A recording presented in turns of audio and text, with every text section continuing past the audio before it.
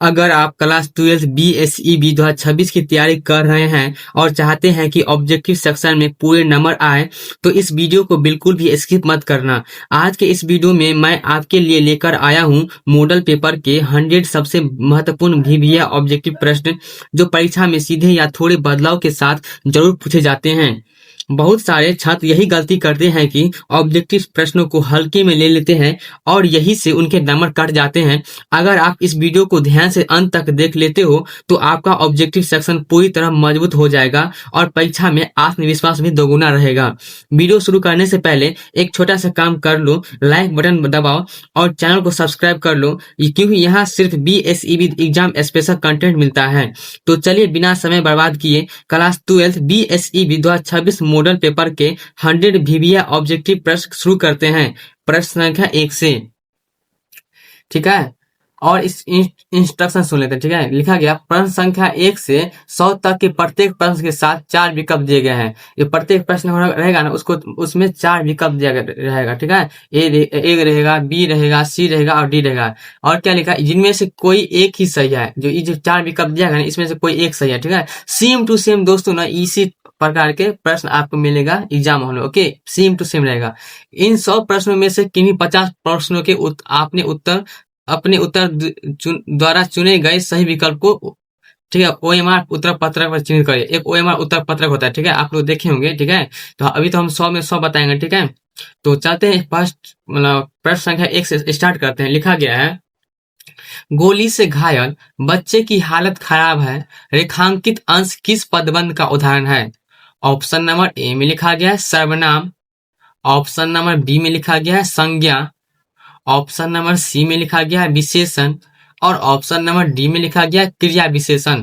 तो इसका सही आंसर हो जाएगा ऑप्शन नंबर में बी हो जाएगा, ठीक है, संज्ञा हो जाएगा। मतलब गोली से घायल बच्चे की हालत खराब है, रेखांकित अंश किस पदबंध का उदाहरण है? तो संज्ञा पदबंध का उदाहरण, ठीक है। तो एक का सही आंसर क्या हो जाएगा? ऑप्शन नंबर में बी हो जाएगा सही आंसर, ओके। चलते नेक्स्ट क्वेश्चन की तरफ।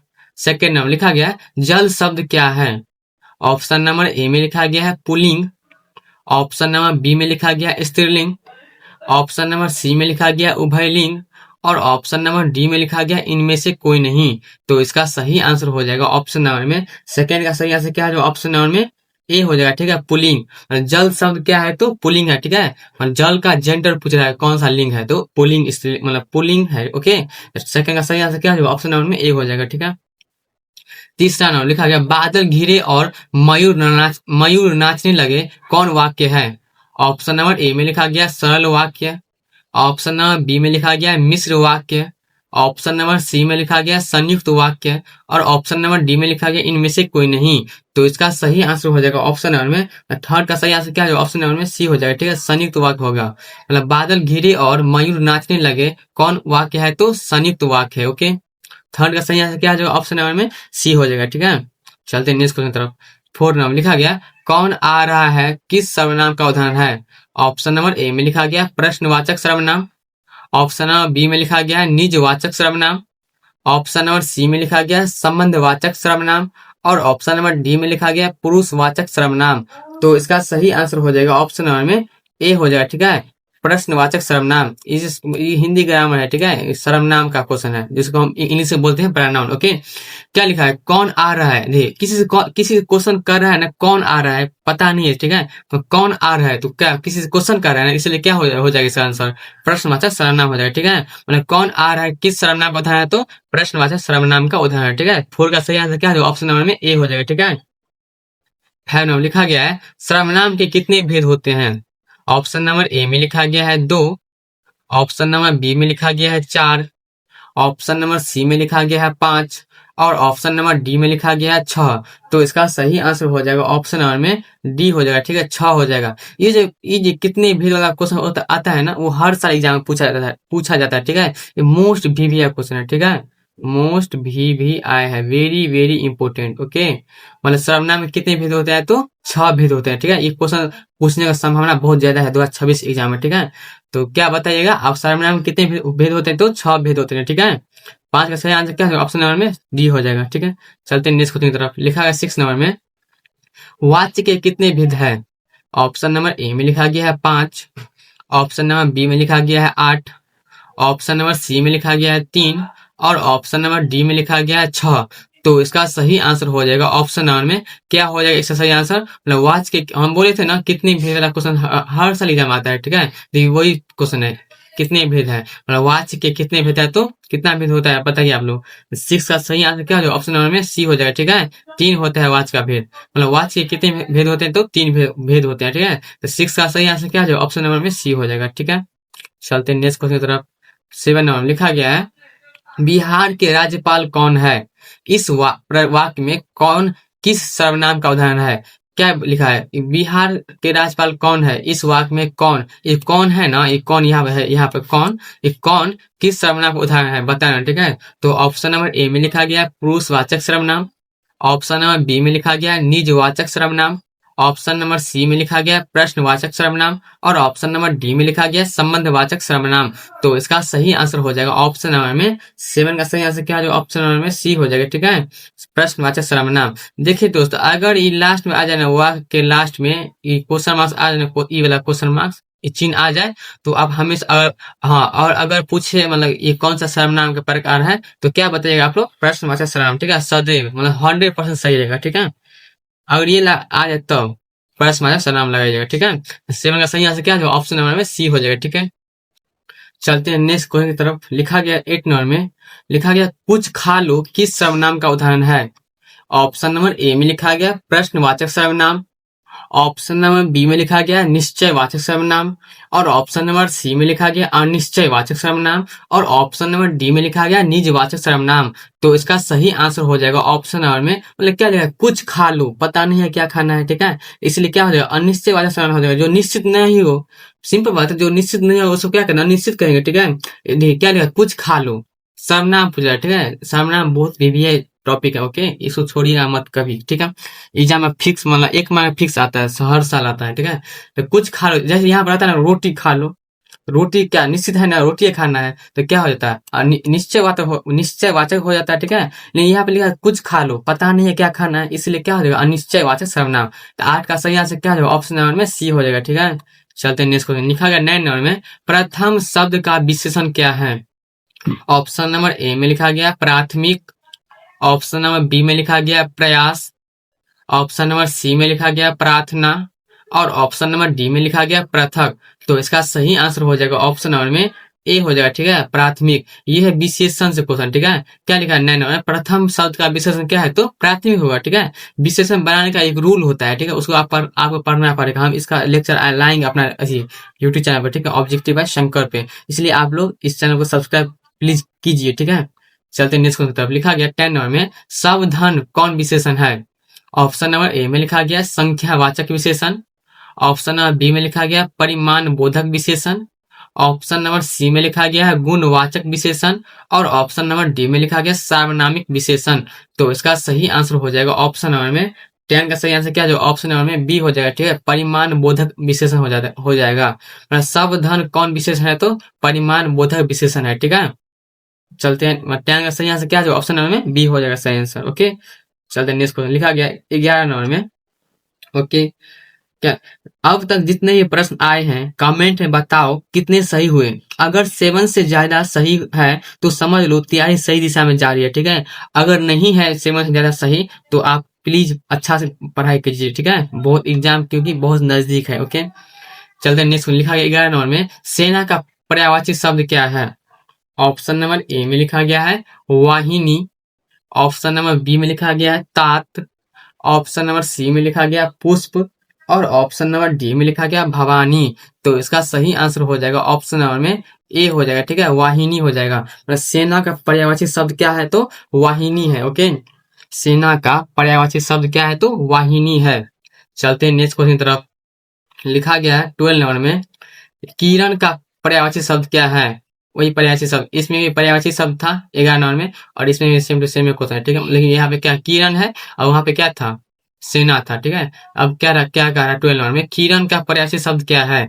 ऑप्शन नंबर ए में लिखा गया ज्योति, ऑप्शन नंबर बी में लिखा गया अंबर, ऑप्शन नंबर सी में लिखा गया पद्मा और ऑप्शन नंबर डी में लिखा गया आदित्य।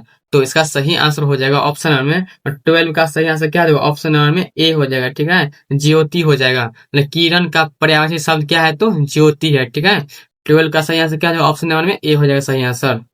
चल 13 नंबर लिखा गया है, अभिमान का पर्यायवाची शब्द क्या है। ऑप्शन नंबर ए में लिखा गया अस्तिमता। ऑप्शन नंबर बी में लिखा गया कृषाणु। ऑप्शन नंबर डी में लिखा गया है तिमिर। और ऑप्शन नंबर डी में लिखा गया है मतलब अरनय। तो इसका सही आंसर हो जाएगा ऑप्शन नंबर में ए हो जाएगा। ठीक है, असीमता हो जाएगा। मतलब अभिमान का पर्यायवाची शब्द क्या है, तो असीमता हो जाएगा। ठीक है, 13 का सही आंसर क्या होगा, ऑप्शन नंबर में ए हो जाएगा सही आंसर। 14 नंबर लिखा गया चतुर का पर्यायवाची शब्द क्या है। ऑप्शन नंबर ए में लिखा गया संवेदना। ऑप्शन नंबर बी में लिखा गया प्रवीण। ऑप्शन नंबर सी में लिखा गया भूषण। और ऑप्शन नंबर डी में लिखा गया वेदना। तो इसका सही आंसर हो जाएगा ऑप्शन नंबर में 14 का सही आंसर क्या है, ऑप्शन नंबर में बी हो जाएगा। ठीक है, प्रवीण हो जाएगा। चतुर का पर्यायवाची शब्द क्या है, तो प्रवीण है। ओके, चतुर का पर्यायवाची शब्द क्या है, तो प्रवीण है। 14 का सही आंसर क्या है, ऑप्शन नंबर में बी हो जाएगा। ठीक है, चलते नेक्स्ट 15 नंबर लिखा गया है निम्नलिखित में शुद्ध शब्द कौन है। ऑप्शन नंबर ए में लिखा गया परीक्षण। ऑप्शन नंबर बी में लिखा गया परीक्षण। ऑप्शन नंबर सी में लिखा गया प्रणाम। और ऑप्शन नंबर डी में लिखा गया प्रसाद। तो इसका सही आंसर हो जाएगा ऑप्शन नंबर में, तो 15 का सही आंसर क्या आ जाएगा ऑप्शन नंबर में, 15 का सही आंसर क्या है ऑप्शन नंबर में ए हो जाएगा। ठीक है, परीक्षण हो जाएगा। और निम्नलिखित में शुद्ध शब्द कौन है, तो परीक्षण है। ठीक है, 15 का सही आंसर क्या है ऑप्शन नंबर ए हो जाएगा। ये परीक्षण में परीक्षण, ये भी परीक्षण है और ये भी परीक्षण लिखा है, लेकिन इसमें देखिए इधर से है और इसमें इधर से र में। ठीक है, तो ई गलत होता है। ठीक है, शुद्ध शब्द नहीं है, ये ई शुद्ध शब्द है परीक्षण। ठीक है, शुद्ध अशुद्ध शब्द हमेशा हर बार एग्जाम आता है। ठीक है, तो इसको अच्छा से पढ़िएगा। ठीक है, 15 का सही आंसर क्या है, ऑप्शन नंबर में ए होगा सही आंसर। चलते नेक्स्ट 16 नंबर लिखा गया निम्नलिखित में शुद्ध शब्द कौन है। ऑप्शन नंबर ए में लिखा गया कवित्री। ऑप्शन नंबर बी में लिखा गया समिति। ऑप्शन नंबर सी में लिखा गया ज्येष्ठ। और ऑप्शन नंबर डी में लिखा गया हिंदुस्तान। तो इसका सही आंसर हो जाएगा ऑप्शन नंबर में 16 का सही आंसर क्या है, ऑप्शन नंबर में ए हो जाएगा। ठीक है, कवित्री हो जाएगा। और निम्नलिखित में शुद्ध शब्द कौन है, तो कवित्री है। ठीक है, ये भी शुद्ध अशुद्ध वाला क्वेश्चन है। ठीक है, ये अशुद्ध है, समिति ऐसे नहीं होता है, ये भी हिंदुस्तान ऐसे नहीं होता है। ठीक है, ज्येष्ठ ऐसे नहीं होता है। ठीक है, तो क्या होता है, ई सही है, कवित्री ऐसे ही होता है। ठीक है, 16 का सही आंसर क्या है, ऑप्शन नंबर में ए हो जाएगा सही आंसर। चलते हैं 17 नंबर लिखा गया है प वर्ग का उच्चारण स्थान क्या है। ऑप्शन नंबर ए में लिखा गया है मुर्दा। ऑप्शन नंबर बी में, अब आगे उच्चारण स्थान है। ठीक है, मतलब ये प जो वर्ग है ना, प फ ब भ म, ये कहाँ से बोला जाता है, मुंह में से कहाँ से, वही बताना है किस स्थान से। तो ऑप्शन नंबर बी में लिखा गया है तालु। ऑप्शन नंबर सी में लिखा गया ओष्ठ। और ऑप्शन नंबर डी में लिखा गया कंठ। तो इसका सही आंसर हो जाएगा ऑप्शन नंबर में 17 का सही आंसर क्या है, ऑप्शन नंबर में सी हो जाएगा। ठीक है, ओष्ठ हो जाएगा। मतलब प वर्ग का उच्चारण स्थान क्या होगा, तो ओष्ठ होगा। ठीक है, 17 का सही आंसर क्या है, ऑप्शन नंबर में सी हो जाएगा। ठीक है, चलते हैं नेक्स्ट क्वेश्चन तरफ। लिखा गया 18 उच्चारण स्थान से लिया गया क्वेश्चन। लिखा है स वर्ण का उच्चारण स्थान क्या है। ऑप्शन नंबर ए में लिखा गया है कंठ। ऑप्शन नंबर बी में लिखा गया है तालु। ऑप्शन नंबर सी में लिखा गया मुदा। और ऑप्शन नंबर डी में लिखा गया दंत। तो इसका सही आंसर हो जाएगा ऑप्शन नंबर में स का उच्चारण कहाँ पे होता है, तो ऑप्शन नंबर, इसका सही आंसर क्या है, ऑप्शन नंबर में बी हो जाएगा। ठीक है, तालु से होता है। स वर्ण का उच्चारण क्या कहाँ से होता है, तो तालु से होता है। ठीक है, 18 का सही आंसर क्या है, ऑप्शन नंबर में बी हो जाएगा सही आंसर। चलते नेक्स्ट क्वेश्चन 19 नंबर लिखा गया है दिनेश पढ़ रहा है, यह वाक्य किस काल से संबंधित है। अब आ गया टेंस से क्वेश्चन, काल से, जिसको इंग्लिश में हम टेंस बोलते हैं। क्या क्या लिखा, दिनेश पढ़ रहा है, यह वाक्य किस काल से संबंधित है। ऑप्शन नंबर ए में लिखा गया पूर्ण वर्तमान काल। ऑप्शन नंबर बी में लिखा गया तत्कालिक वर्तमान काल। ऑप्शन नंबर सी में लिखा गया संदिग्ध वर्तमान काल। और ऑप्शन नंबर डी में लिखा गया सामान्य वर्तमान काल। तो इसका सही आंसर हो जाएगा ऑप्शन नंबर में 19 का सही आंसर क्या है, ऑप्शन नंबर में बी हो जाएगा। ठीक है, तत्कालिक वर्तमान काल हो जाएगा आंसर। दिनेश पढ़ रहा है, यह वाक्य किस काल से संबंधित है, तो तत्कालिक वर्तमान काल से संबंधित है। ठीक है, तो 19 का सही आंसर क्या है, ऑप्शन नंबर में बी हो जाएगा सही आंसर, तत्कालिक वर्तमान काल। ओके, 20 नंबर लिखा गया है कृपणता किस संज्ञा का उदाहरण है। ऑप्शन नंबर ए में लिखा गया जातिवाचक संज्ञा। ऑप्शन नंबर बी में लिखा गया व्यक्तिवाचक संज्ञा। ऑप्शन नंबर सी में लिखा गया भाववाचक संज्ञा। और ऑप्शन नंबर डी में लिखा गया समूहवाचक संज्ञा। तो इसका सही आंसर हो जाएगा ऑप्शन नंबर में सी हो जाएगा, ठीक है, भाववाचक संज्ञा। मतलब कृपणता किस संज्ञा का उदाहरण है, तो भाववाचक संज्ञा का उदाहरण है, ठीक है, कृपणता। अब अगर नॉन से संज्ञा, मतलब संज्ञा इंग्लिश में क्या कहते हैं, नॉन कहते हैं, तो कृपणता कौन सी नॉन है, तो भाववाचक है, ठीक है। 20 का क्या हो जाएगा आंसर, सही आंसर ऑप्शन नंबर में सी हो जाएगा। 21 नंबर लिखा गया आलोक पढ़कर खेलने गया, यह किस क्रिया का उदाहरण है। क्रिया का इंग्लिश क्या होता है, वर्ब को वर्ब बोलते हैं, ठीक है, ले आ गया वर्ब से क्वेश्चन। तो 21 नंबर लिखा गया आलोक पढ़कर खेलने गया, इसका किस क्रिया का उदाहरण है, तो ऑप्शन नंबर ए में लिखा गया नाम बोधक क्रिया। ऑप्शन नंबर बी में लिखा गया प्रेरणार्थक। ऑप्शन नंबर सी में लिखा गया अकर्मक। और ऑप्शन नंबर डी में लिखा गया पूर्वकालिक। तो इसका सही आंसर हो जाएगा ऑप्शन नंबर में 21 का सही आंसर क्या है, ऑप्शन नंबर में डी हो जाएगा, ठीक है, पूर्वकालिक हो जाएगा। मतलब आलोक पढ़कर खेलने गया, यह किस क्रिया का उदाहरण है, तो पूर्वकालिक क्रिया का उदाहरण है, ठीक है। 21 का सही आंसर क्या है, ऑप्शन नंबर में डी हो जाएगा सही आंसर। चलते हैं 22 नंबर में लिखा गया है मनुष्य किस संज्ञा का उदाहरण है। ऑप्शन नंबर ए में लिखा है गुणवाचक संज्ञा, ये भी नॉन से क्वेश्चन है, ठीक है, मनुष्य का नॉन बताना है कौन सी संज्ञा है। ऑप्शन नंबर ए में लिखा गया गुणवाचक संज्ञा। ऑप्शन नंबर बी में लिखा गया जातिवाचक संज्ञा। ऑप्शन नंबर सी में लिखा गया व्यक्तिवाचक संज्ञा। और ऑप्शन नंबर डी में लिखा गया द्रव्यवाचक संज्ञा। तो इसका सही आंसर हो जाएगा ऑप्शन नंबर में बी हो जाएगा, ठीक है, जातिवाचक संज्ञा हो जाएगा। मतलब मनुष्य किस संज्ञा का उदाहरण है, तो जातिवाचक संज्ञा का उदाहरण, ठीक है। जातिवाचक में क्या होता है, जो जिस शब्द से पूरी जाति का बोध हो, मतलब मनुष्य जाति का बोध हो रहा है ना, इसीलिए क्या हो गया जातिवाचक संज्ञा हो जाएगा, जातिवाचक संज्ञा हो जाएगा, ठीक है। तो 22 का आंसर क्या हो जाएगा ऑप्शन नंबर में बी हो जाएगा, ठीक है। चलते हैं नेक्स्ट क्वेश्चन की तरफ। लिखा गया है 23rd नंबर में लिखा गया है रसोई घर शब्द कौन समास है। ऑप्शन नंबर ए में लिखा गया तत्पुरुष समास। अब समास से आ गया क्वेश्चन, ठीक है। हर एक मतलब जितना भी टॉपिक है ना इंग्लिश हिंदी ग्रामर सब से लिया गया क्वेश्चन, ठीक है, जो वो भी इम्पोर्टेंट भी क्वेश्चन चुन चुन के लिया गया, ठीक है। तो रसोई घर शब्द कौन समास है, तो ऑप्शन नंबर ए में लिखा गया तत्पुरुष समास। ऑप्शन नंबर बी में लिखा गया द्विगु समास। ऑप्शन नंबर सी में लिखा गया अव्ययी भाव समास।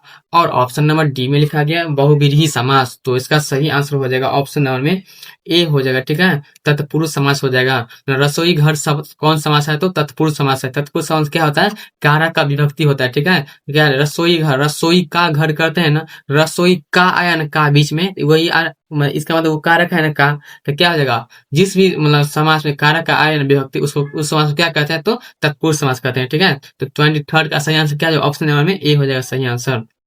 चलते हैं 24 नंबर लिखा गया त्रिकोण शब्द कौन समास है। ऑप्शन नंबर ए में लिखा गया नन समास। ऑप्शन नंबर बी में लिखा गया है द्विगु समास।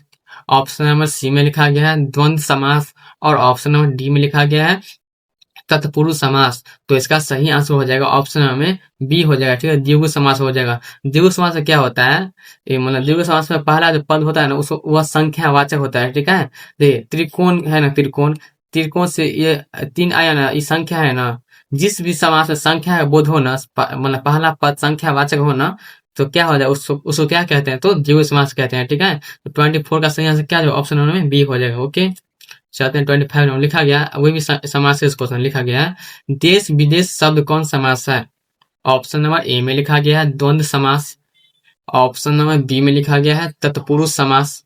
ऑप्शन नंबर सी में लिखा गया है अव्ययी भाव समास। और ऑप्शन नंबर डी में लिखा गया है कर्मधारय समास। तो इसका सही आंसर हो जाएगा ऑप्शन नंबर में 25 का सही आंसर क्या है, ऑप्शन नंबर में ए हो जाएगा, ठीक है, द्वंद्व समास हो जाएगा। मतलब देश विदेश शब्द कौन समास है, तो द्वंद्व समास है। क्यों होगा, देखिए द्वंद्व समास क्या होता है ना, द्वंद्व समास में योजक चिन्ह होता है, ठीक है, बीच में योजक चिन्ह आएगा। ये जो इसको हम माइनस नहीं बोलते, ये माइनस, इसको हम माइनस का नाम नहीं बोलते, इसको हम बोलते हैं योजक चिन्ह, ठीक है, हिंदी में, ठीक है। तो द्वंद्व समास क्या होता है, एक तो योजक चिन्ह आता है बीच में, और एक शब्द ना दूसरे शब्द के अपोजिट होता है, मतलब उल्टा होता है, ठीक है। देश का उल्टा क्या है, विदेश होता है, ठीक है। जैसे रात का उल्टा क्या है, दिन होता है ना, तो रात दिन क्या हो जाएगा, द्वंद्व समास होगा, सिंपल बात है। देखिए द्वंद्व समास क्या होता है, एक शब्द ना दूसरे शब्द के अपोजिट होता है, ठीक है, मतलब उल्टा होता है, और बीच में योजक चिन्ह आता है। अगर ऐसा आ जाए तो उसको क्या कहेंगे, तो द्वंद्व समास कहेंगे, ठीक है। 25 का सही आंसर क्या है, ऑप्शन नंबर में ए हो जाएगा सही आंसर। 26 नंबर लिखा गया है निम्नलिखित में कौन शुद्ध वाक्य है। इसमें शुद्ध वाक्य खोजना है, ठीक है, शुद्ध वाक्य कौन है खोजना है। तो ऑप्शन नंबर ए में लिखा गया उसका कमर चौड़ा है। ऑप्शन नंबर बी में लिखा गया सीता ने झूठ कहा था। ऑप्शन नंबर सी में लिखा गया मैं सारी पुस्तक पढ़ डाली। और ऑप्शन नंबर डी में लिखा गया तुम, मैं और वह चलेगा। तो इसका सही आंसर क्या होगा? ऑप्शन नंबर में बी हो जाएगा। ठीक है, सीता ने झूठ कहा था। 26 का सही आंसर क्या हो जाएगा? ऑप्शन नंबर में बी हो जाएगा। ठीक है, सीता ने झूठ कहा था। निम्नलिखित में शुद्ध वाक्य शब्द कौन है? तो ऑप्शन नंबर में बी होगा सही आंसर। ठीक है, ये सब पूरा गलत है। लिखा है 27 में लिखा गया है जीव जंतु शब्द कौन समास है? देखिए हम पढ़े थे ना अभी ये यहाँ पे, वही क्वेश्चन है। देखिए क्या लिखा, जीव जंतु शब्द कौन समास है? देखिए हम बीच में योजक चिन्ह है ना, और एक शब्द दूसरे शब्द के अपोजिट है ना, तो क्या हो जाएगा? सिंपल बात है, द्वंद्व। पहले हम ऑप्शन देते हैं। लिखा गया है ऑप्शन नंबर ए में लिखा गया है कर्मधारय समास। ऑप्शन नंबर बी में लिखा गया है द्वंद्व समास। और ऑप्शन नंबर सी में लिखा गया है द्विगु समास। और ऑप्शन नंबर डी में लिखा गया अव्ययीभाव समास। ध्यान से सुनो भाई, इसी टाइप के ऑब्जेक्टिव सवाल पिछले साल भी परीक्षा में पूछे गए थे, इसलिए वीडियो को ध्यान से देखो और कहीं भी स्किप मत करना। ठीक है, तो इसका सही आंसर क्या है? ऑप्शन नंबर में बी हो जाएगा। ठीक है, द्वंद्व समास क्यों होगा? क्योंकि बीच में योजक चिन्ह आया है और एक शब्द दूसरे शब्द के अपोजिट है, इसलिए।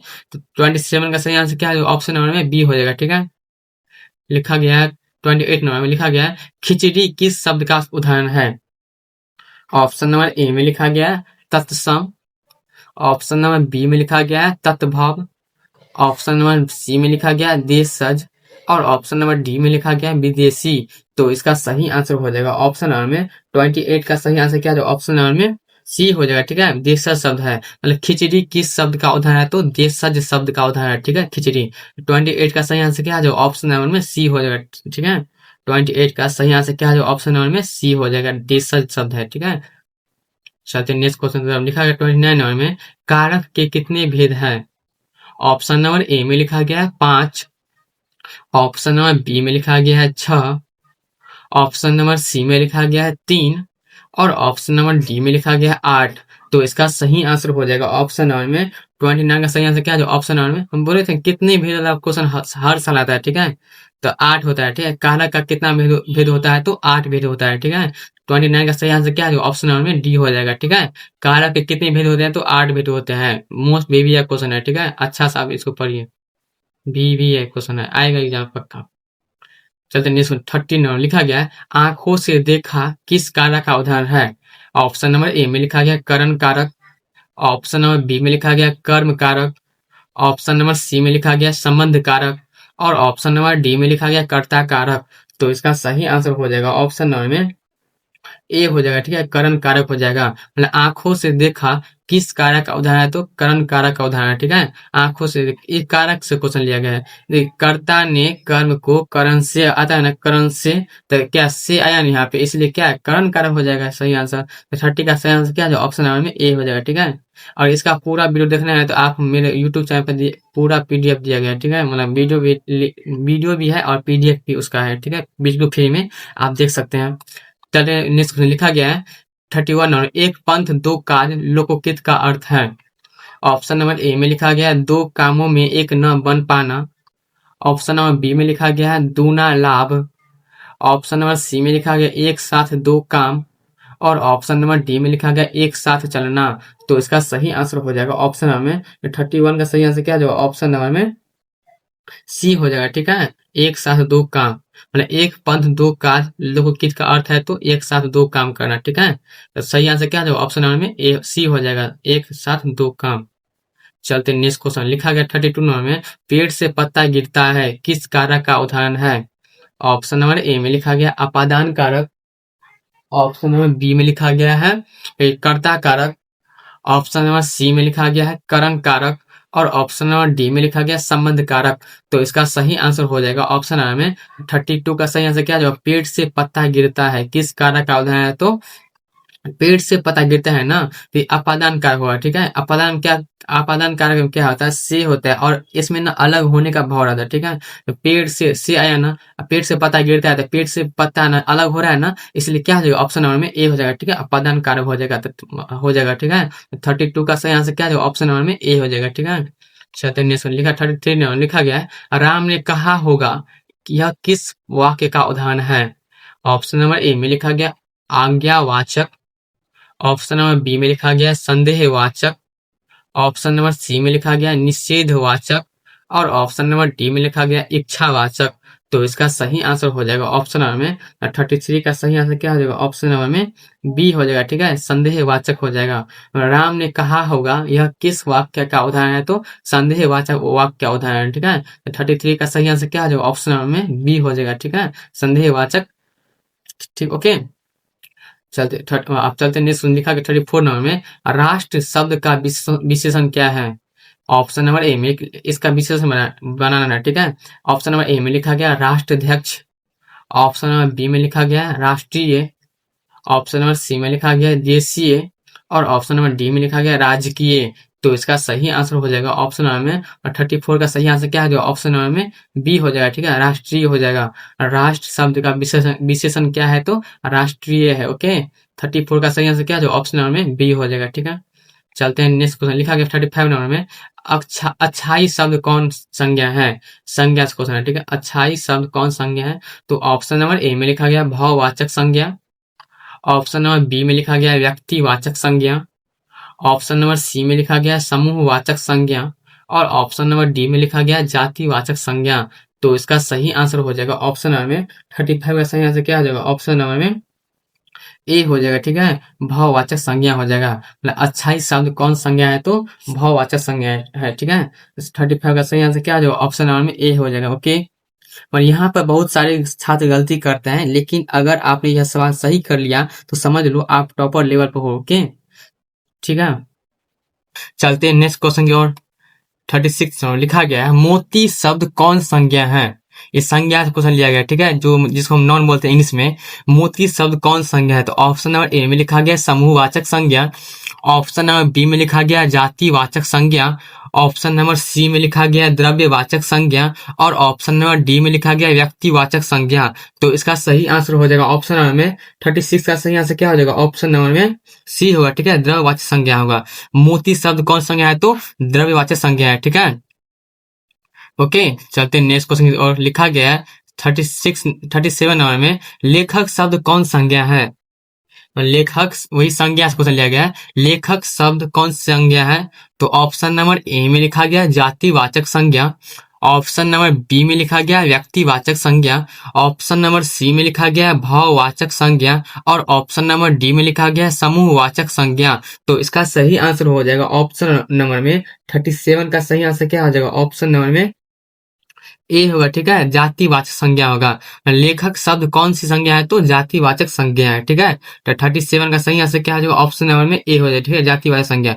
जातिवाचक संज्ञा में क्या होता है, पूरे जाति का बोध होता है। ठीक है, और लेखक जो शब्द है ना, उस लेखक से पूरे जितना भी लेखक है ना दुनिया में, पूरा का बोध हो रहा है। इसी अगर हम लेखक का नाम ले लेंगे, जैसे प्रेमचंद हो गया। ठीक है, तो क्या होगा, अगर पर्टिकुलर पर्सन का नाम लेंगे ना, मतलब किसी खास आदमी का नाम लेंगे ना, तो क्या हो जाएगा व्यक्तिवाचक संज्ञा हो जाएगा। ठीक है, लेकिन यहाँ पे क्या लेखक मतलब लेखक पूरे जाति का बोध हो रहा है। ठीक है, लेखक जाति का, तो क्या हो जाएगा 37 का सही आंसर ऑप्शन नंबर में ए हो जाएगा। ठीक है, जातिवाचक संज्ञा हो जाएगा। ठीक है, चलते हैं नेक्स्ट क्वेश्चन और 38 नंबर लिखा गया है वैसे शब्द को क्या कहते हैं जो संस्कृत और प्राकृत से विकृत होकर हिंदी में आए हैं। ऑप्शन नंबर ए में लिखा गया है तत्सम, ऑप्शन नंबर बी में लिखा गया है तत्भव, ऑप्शन नंबर सी में लिखा गया है देशज और ऑप्शन नंबर डी में लिखा गया विदेशी। तो इसका सही मतलब क्या लिखा है, वैसे शब्द को क्या कहते हैं जो संस्कृत और प्राकृत से विकृत होकर हिंदी में आए हैं, उसको क्या कहते हैं। 38 का सही आंसर क्या हो जाएगा ऑप्शन नंबर में बी हो जाएगा। ठीक है, तत्भव बोलते हैं। ओके, तत्भव कहते हैं। ओके, जो संस्कृत से प्रकृति से विकृत होकर हिंदी में आए हैं। ठीक है, 38 का सही आंसर क्या हो जाएगा ऑप्शन नंबर में बी हो जाएगा। ओके, चलते हैं नेक्स्ट क्वेश्चन 39 नंबर में लिखा गया है नायक शब्द का स्त्रीलिंग क्या, मतलब नायक शब्द का स्त्रीलिंग शब्द क्या है। ऑप्शन नंबर ए में लिखा गया है नायिका, ऑप्शन नंबर बी में लिखा गया है नर्तकी, ऑप्शन नंबर सी में लिखा गया अभिनेत्री और ऑप्शन नंबर डी में लिखा गया नायिकी। तो इसका सही आंसर हो जाएगा ऑप्शन नंबर में 39 का सही आंसर क्या है ऑप्शन नंबर में ए हो जाएगा। ठीक है, नायिका हो जाएगा। नायक शब्द का स्त्रीलिंग शब्द क्या है, तो नायिका है। ठीक है, चलते हैं मतलब इसका नायक का स्त्रीलिंग बनाना है तो नायिका हो जाएगा। ठीक है, चलते हैं नेक्स्ट क्वेश्चन और लिखा है 40 नंबर में वृष्टि का अभाव वाक्य खंड के लिए एक शब्द है। ऑप्शन नंबर ए में लिखा गया अनावृष्टि, ऑप्शन नंबर बी में लिखा गया अतिवृष्टि, ऑप्शन नंबर सी में लिखा गया अप्रत्याशित, और ऑप्शन नंबर डी में लिखा गया आशातीत। तो इसका सही आंसर हो जाएगा ऑप्शन नंबर में ए हो जाएगा, ठीक है, अनावृष्टि हो जाएगा। मतलब वृष्टि का अभाव वाक्य खंड के लिए एक शब्द है तो अनावृष्टि है, ठीक है। इस पूरा का एक शब्द मतलब एक वृष्टि का अभाव को हम एक शब्द में क्या बोल सकते हैं तो अनावृष्टि बोल सकते हैं, ठीक है। तो 40 का सही आंसर क्या है, जो ऑप्शन नंबर में ए हो जाएगा। ओके, चलते हैं 41 नंबर लिखा गया निम्नलिखित में कौन विसर्ग संधि का उदाहरण है। अब आ गया संधि से क्वेश्चन, ठीक है। तो क्या लिखा, निम्नलिखित में कौन विसर्ग संधि कितने प्रकार होते हैं तो 3 प्रकार होते हैं, ठीक है, याद रखिएगा। संधि कितने प्रकार होते हैं तो 3 प्रकार होते हैं, ठीक है। का उदाहरण कितना है, मतलब विसर्ग संधि कौन है इसमें, तो लिखा गया ऑप्शन नंबर ए में लिखा गया सज्जन, ऑप्शन नंबर बी में लिखा गया महर्षि, ऑप्शन नंबर सी में लिखा गया है गायक, और ऑप्शन नंबर डी में लिखा गया यशोधरा। तो इसका सही आंसर हो जाएगा ऑप्शन नंबर में डी हो जाएगा, ठीक है। यशोधरा जो है ना, इसमें विसर्ग संधि का उदाहरण। ओके, तो 41 का सही आंसर क्या है, जो ऑप्शन नंबर में डी हो जाएगा, ठीक है। चलते हैं नेक्स्ट क्वेश्चन। 42 नंबर लिखा गया है चतुर्भुज शब्द कौन समास है। अब समास से क्वेश्चन आ गया, यह चतुर्भुज शब्द कौन समास है, तो ऑप्शन नंबर ए में लिखा गया कर्मधारय समास, ऑप्शन नंबर बी में लिखा गया है बहुव्रीहि समास, ऑप्शन नंबर सी में लिखा गया है द्वंद्व समास, और ऑप्शन नंबर डी में लिखा गया है तत्पुरुष समास। तो इसका सही आंसर हो जाएगा ऑप्शन नंबर में 42 का सही आंसर क्या है, जो ऑप्शन नंबर में बी हो जाएगा, ठीक है, बहुव्रीहि समास हो जाएगा। चतुर्भुज शब्द कौन समास है तो बहुव्रीहि समास है, ठीक है। बहुव्रीहि में क्या होता है, स्पेशल आदमी का नाम आता है, ठीक है। तो 42 का सही आंसर क्या है, ऑप्शन नंबर में बी हो जाएगा, बहुव्रीहि समास। ओके, 43 में लिखा गया है कर्तव्य में कौन प्रत्यय है। अब आ गया प्रत्यय से क्वेश्चन, कर्तव्य में कौन प्रत्यय है, तो ऑप्शन नंबर ए में लिखा गया है य, ऑप्शन नंबर बी में लिखा गया आ, ऑप्शन नंबर सी में लिखा गया व्यय, और ऑप्शन नंबर डी में लिखा गया तत्वय। तो इसका सही आंसर हो जाएगा ऑप्शन नंबर 43 का सही आंसर क्या, जो ऑप्शन नंबर में डी हो जाएगा, ठीक है, त्वय हो जाएगा। कर्तव्य में कौन सा प्रत्यय है तो त्वय है, ठीक है, ऑप्शन नंबर डी होगा सही आंसर। ओके, चलते हैं 44 नंबर में लिखा गया है शब्दों के बाद जो अक्षर या अक्षर समूह लगाया जाता है उसे क्या कहते हैं। ऑप्शन नंबर ए में लिखा क्या है, शब्दों के बाद लिखा गया है, ठीक है। तो ऑप्शन नंबर ए में लिखा गया है उपसर्ग, ऑप्शन नंबर बी में लिखा गया है अव्यय, ऑप्शन नंबर सी में लिखा गया है प्रत्यय, और ऑप्शन नंबर डी में लिखा गया वचन। तो शब्दों के बाद क्या लगाते हैं, तो इसका सही आंसर क्या है, ऑप्शन नंबर में सी हो जाएगा, ठीक है, प्रत्यय लगाते हैं। ओके, तो शब्दों के बाद जो अक्षर या अक्षर समूह लगाया जाता है उसे क्या कहते हैं तो प्रत्यय कहते हैं, ठीक है। अगर यह वीडियो आपको समझ में आ रहा है तो चैनल को सब्सक्राइब जरूर कर लो, क्योंकि ऐसे ही मॉडल पेपर रोज आने वाले हैं, ठीक है। तो प्लीज सब्सक्राइब करिएगा, ठीक है। चलते नेक्स्ट क्वेश्चन। और लिखा गया 45 नंबर में लिखा गया है फल फूल शब्द में कौन समास है। ऑप्शन नंबर ए में लिखा गया तत्पुरुष समास, ऑप्शन नंबर बी में लिखा गया कर्मधारय समास, ऑप्शन नंबर सी में लिखा गया है द्वंद्व समास, और ऑप्शन नंबर डी में लिखा गया बहुव्रीहि समास। तो इसका सही आंसर हो जाएगा ऑप्शन नंबर में क्या हो जाएगा, इसका सही आंसर 45 का सही आंसर हो जाएगा ऑप्शन नंबर में सी हो जाएगा, ठीक है, द्वंद्व समास हो जाएगा। मतलब फल फूल शब्द में कौन समास है तो द्वंद्व समास है। हम बोले थे ना, फल जिसमें भी आ जाए ना ये योजक चिन्ह और एक शब्द दूसरे शब्द का अपोजिट हो ना, तो उससे क्या कहते हैं तो द्वंद्व समास कहते हैं, ठीक है। आप आंख मूंद के मतलब ला सकते हैं द्वंद्व समास ऐसे शब्दों में। ओके, तो 45 का सही आंसर क्या हो जाएगा, ऑप्शन नंबर में सी हो जाएगा, ठीक है।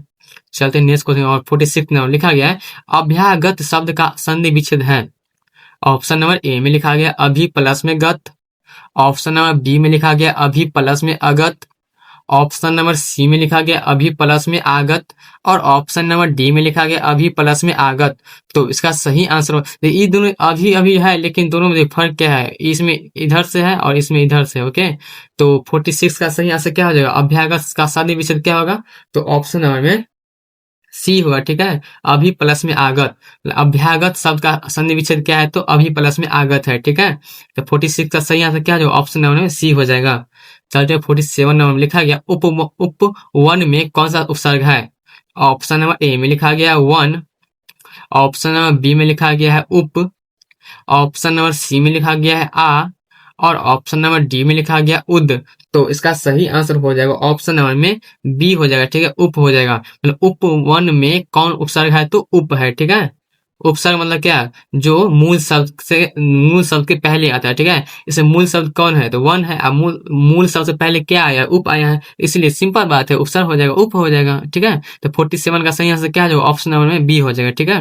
चलते नेक्स्ट क्वेश्चन और लिखा गया 48 नंबर में, अभिलाषा में कौन उपसर्ग है। ऑप्शन नंबर ए में लिखा गया लासा, ऑप्शन नंबर बी में लिखा गया अ, ऑप्शन नंबर सी में लिखा गया अभी, और ऑप्शन नंबर डी में लिखा गया अब। तो इसका सही आंसर हो जाएगा ऑप्शन नंबर में क्या हो जाएगा इसका सही आंसर। सबसे पहले उपसर्ग किसको बोलते हैं, जो मूल शब्द के पहले आता है, ओके। उपसर्ग किसे कहते हैं, तो जो मूल शब्द के पहले आता है। मूल शब्द इसमें क्या है, लाशा है, ठीक है। लाशा से पहले क्या है, अभी आया है। इसका सही आंसर क्या हो जाएगा ऑप्शन नंबर में, मतलब 48 का सही आंसर क्या हो जाएगा ऑप्शन नंबर में सी हो जाएगा, ठीक है। अभी हो जाएगा, मतलब अभिलाषा में कौन उपसर्ग है, तो अभी है, ठीक है। चलते हैं नेक्स्ट क्वेश्चन और 49 नंबर लिखा गया है, निम्नलिखित में पुल्लिंग शब्द है। ऑप्शन नंबर ए में लिखा गया है कमीज, ऑप्शन नंबर बी में लिखा गया है तोप, ऑप्शन नंबर सी में लिखा गया है संस्था, और ऑप्शन नंबर डी में लिखा गया है सहयोग। तो इसका सही आंसर हो जाएगा ऑप्शन नंबर में, मतलब इसमें पुल्लिंग शब्द ढूंढना है, ठीक है। पुल्लिंग इसमें कौन है, तो 49 का सही आंसर क्या हो जाएगा ऑप्शन नंबर में डी हो जाएगा, ठीक है। संस्था हो जाएगा। निम्नलिखित में पुल्लिंग शब्द कौन है, तो संस्था जो है ना वो पुल्लिंग है, बाकी सब स्त्रीलिंग है, ठीक है। चलते हैं नेक्स्ट क्वेश्चन और 50 नंबर लिखा गया है, पुष्प शब्द का विशेषण क्या होगा। इस विशेषण बनाना है, ठीक है। पुष्प का विशेषण क्या होगा, तो ऑप्शन नंबर ए में लिखा गया पुष्पित, ऑप्शन नंबर बी में लिखा गया पुष्पा, ऑप्शन नंबर सी में लिखा गया पुष्पमाला, और ऑप्शन नंबर डी में लिखा गया फूल माला। तो इसका सही आंसर हो जाएगा ऑप्शन नंबर में ए हो जाएगा, ठीक है। पुष्पित हो जाएगा, मतलब पुष्प शब्द का विशेषण क्या होगा, तो पुष्पित होगा, ठीक है। विशेषण बनाने का एक फॉर्मूला होता है, ठीक है, वो आपको पढ़ना पड़ेगा, जो हमारे यूट्यूब चैनल पर अपलोड किया गया है, ठीक है। अगर वो वीडियो आप देख लीजिएगा ना, तो उस विशेषण पूरा खत्म हो जाएगा, ठीक है आपसे। 50 का सही आंसर क्या हो जाएगा ऑप्शन नंबर में ए हो जाएगा, ओके। 50 सवाल पूरे हो चुके हैं, अब आधा मॉडल पेपर हो गया। जो छात्र अंत तक देखेंगे उनका ऑब्जेक्टिव सेक्शन सबसे मजबूत होगा, ठीक है। 50 सवाल पूरे हो चुके हैं, ठीक है, ओके। चलते हैं नेक्स्ट क्वेश्चन और 51 नंबर में लिखा गया है, लिखा है यह मतलब यह नया माल है, इस वाक्य में नया शब्द क्या है। ऑप्शन नंबर ए में लिखा गया है संज्ञा, ऑप्शन नंबर बी में लिखा गया है क्रिया, ऑप्शन नंबर सी में लिखा गया है सर्वनाम, और ऑप्शन नंबर डी में लिखा गया है विशेषण। तो इसका सही आंसर हो जाएगा ऑप्शन नंबर में क्या हो जाएगा इसका सही आंसर, यह नया माल है, इसमें नया क्या है, जो नया है इसमें नया क्या है। तो 51 का सही आंसर क्या हो जाएगा ऑप्शन नंबर में डी हो जाएगा, ठीक है। विशेषण हो जाएगा। विशेषण किसे बोलते हैं, जो किसी की विशेषता बताता है, वो कैसा है, ठीक है। कैसा से क्वेश्चन कीजिएगा, अगर उसका आंसर आ जाए किसी भी वाक्य में, अगर कैसा का आंसर आ जाए तो उसे क्या कहते हैं, तो विशेषण कहते हैं, ठीक है। तो 51 का सही आंसर क्या जो ऑप्शन नंबर में डी हो जाएगा, ठीक है। चलते हैं 52 नंबर में लिखा गया है दीन शब्द का विशेषण क्या होगा, यही विशेषण क्वेश्चन है। लिखा गया है दीन शब्द का विशेषण क्या होगा। तो ऑप्शन नंबर ए में लिखा गया है दैनिक, ऑप्शन नंबर बी में लिखा गया है दिन भर, ऑप्शन नंबर सी में लिखा गया है सुदीन, और ऑप्शन नंबर डी में लिखा गया है दिवाकर। तो इसका सही आंसर हो जाएगा ऑप्शन नंबर में 52 का सही आंसर क्या आ जाएगा ऑप्शन नंबर में ए हो जाएगा, ठीक है। दैनिक हो जाएगा, मतलब दिन शब्द का विशेषण क्या होगा, तो दैनिक होगा, ठीक है। चलते हैं नेक्स्ट क्वेश्चन जो 53 नंबर में लिखा गया है अंडे के छिलके शीर्षक रचना किसकी है। ऑप्शन नंबर ए में लिखा गया मोहन राकेश की, ऑप्शन नंबर बी में लिखा गया रघुवीर सहाय की, ऑप्शन नंबर सी में लिखा गया अशोक वाजपेयी की, और ऑप्शन नंबर डी में लिखा गया ज्ञानेंद्र पति की। तो इसका सही आंसर हो जाएगा ऑप्शन नंबर में 53 का सही आंसर क्या है ऑप्शन नंबर में ए हो जाएगा, ठीक है। मोहन राकेश की, मतलब अंडे के छिलके शीर्षक रचना किसकी है, तो मोहन राकेश की है, ठीक है। 53 का सही आंसर क्या हो जाएगा ऑप्शन नंबर में ए हो जाएगा, ओके। चलते हैं नेक्स्ट क्वेश्चन और 54 नंबर लिखा गया नामवर सिंह को कविता के नए प्रतिमान शीर्षक रचना पर कौन पुरस्कार प्राप्त हुआ। ऑप्शन नंबर ए में लिखा गया साहित्य अकादमी, ऑप्शन नंबर बी में लिखा गया ज्ञानपीठ, ऑप्शन नंबर सी में लिखा गया है व्यास, और ऑप्शन नंबर डी में लिखा गया सरस्वती। तो इसका सही आंसर हो जाएगा ऑप्शन नंबर में ए हो जाएगा, ठीक है। साहित्य अकादमी। नामवर सिंह को कविता का नए प्रतिमान शीर्षक रचना पर कौन पुरस्कार प्राप्त हुआ, तो साहित्य अकादमी पुरस्कार प्राप्त हुआ था, ठीक है, नामवर सिंह को, ओके। तो 54 का सही आंसर क्या है ऑप्शन नंबर में ए हो जाएगा, ओके। चलते हैं 55 नंबर लिखा गया है दलित साहित्य का सौंदर्य शास्त्र किस विधा की रचना है। ऑप्शन नंबर ए में लिखा गया उपन्यास, ऑप्शन नंबर बी में लिखा गया आलोचना, ऑप्शन नंबर सी में लिखा गया नाटक और ऑप्शन नंबर डी में लिखा गया निबंध। तो इसका सही आंसर हो जाएगा ऑप्शन नंबर में 55 का सही आंसर क्या हो जाएगा ऑप्शन नंबर में बी हो जाएगा। ठीक है, आलोचना हो जाएगा। दलित साहित्य का सौंदर्य शास्त्र किस विधा की रचना है, तो आलोचना विधा की रचना है। ठीक है, तो 55 का सही आंसर क्या हो जाएगा ऑप्शन नंबर में बी हो जाएगा। ठीक है, चलते हैं नेक्स्ट क्वेश्चन की ओर। 56 नंबर में लिखा गया है विनय पत्रिका विनय पत्रिका शीर्षक रचना किसकी है। ऑप्शन नंबर ए में लिखा गया सूरदास की, ऑप्शन नंबर बी में लिखा गया तुलसीदास की, ऑप्शन नंबर सी में लिखा गया भूषण की और ऑप्शन नंबर डी में लिखा गया नाभादास की। तो इसका सही आंसर हो जाएगा ऑप्शन नंबर में 56 का सही आंसर क्या आ जाएगा ऑप्शन नंबर में बी हो जाएगा। ठीक है, तुलसीदास की विनय पत्रिका शीर्षक रचना किसकी है, तो तुलसीदास की है। ठीक है, तो 56 का सही आंसर क्या आ जाएगा ऑप्शन नंबर में बी हो जाएगा। ओके, चलते हैं नेक्स्ट क्वेश्चन की ओर। लिखा गया 57 नंबर में अष्टयाम शीर्षक ग्रंथ की भाषा है। ऑप्शन नंबर ए में लिखा गया ब्रज भाषा, ऑप्शन नंबर बी में लिखा गया मैथिली, ऑप्शन नंबर सी में लिखा गया है राजस्थानी और ऑप्शन नंबर डी में लिखा गया खड़ी बोली। तो इसका सही आंसर हो जाएगा ऑप्शन नंबर में ए हो जाएगा। ठीक है, ब्रज भाषा हो जाएगा। मतलब अष्टयाम शीर्षक ग्रंथ की भाषा है तो ब्रज भाषा है। ठीक है, 57 का सही आंसर क्या है जो ऑप्शन नंबर में ए हो जाएगा। ओके, 58 में लिखा गया कवि भूषण के आश्रयदाता थे। ऑप्शन नंबर ए में लिखा गया शिवाजी, ऑप्शन नंबर बी में लिखा गया छत्रसाल, ऑप्शन नंबर सी में लिखा गया साहू जी और ऑप्शन नंबर डी में लिखा गया इनमें से सभी। तो इसका सही आंसर हो जाएगा ऑप्शन नंबर में डी हो जाएगा। ठीक है, इनमें से सभी हो जाएगा। मतलब कवि भूषण के आश्रय दाता थे तो इनमें सभी थे। ठीक है, शिवाजी भी थे, छत्रसाल भी थे और साहू जी भी थे, मतलब इनमें से सभी थे। ठीक है, 58 का सही आंसर क्या हो जाएगा ऑप्शन नंबर में डी हो जाएगा। ओके, चलते हैं नेक्स्ट क्वेश्चन की तरफ।